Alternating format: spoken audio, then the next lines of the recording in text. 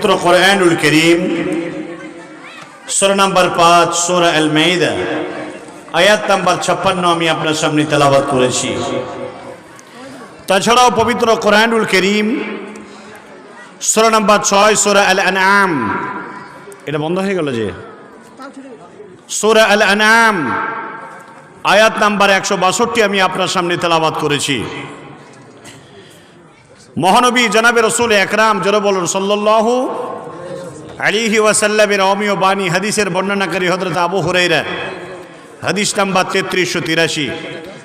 উক্ত কোরআনের আয়াত এবং নবীজির অমীয় বাণীকে সামনে রেখে আমি আমার তথ্যবহুল বিবরণী বক্তব্য দিতে আনবো ইনশাআল্লাহ। আমা তৌফিকি ইল্লা বিল্লাহ। রব্বি ইশরাহ লি সাদরি ওয়া ইয়াসসির লি আমরি واحلل عقدة من لساني يفقهوا قولي يا فتاح ربي زدني علما تقبل الله يا رب العالمين। আজকে যারা এই মাহফিলে যোগদান করেছেন নারী পুরুষ সকলেই, আমি আপনাদের উদ্দেশ্যে কিছু কথা বলে যাই। আমরা যারা এখানে অবস্থান করেছি তারা প্রত্যেকেই মুসলমান বলে দাবি করি। এখন কে কতটা মানগত দিক থেকে গুণগত দিক থেকে মুসলিম হতে পেরেছি তা নিজের আমল তা সাক্ষ্য প্রদান করবে। আল্লাহ তাবারক ওয়া তাআলা নবীর আগে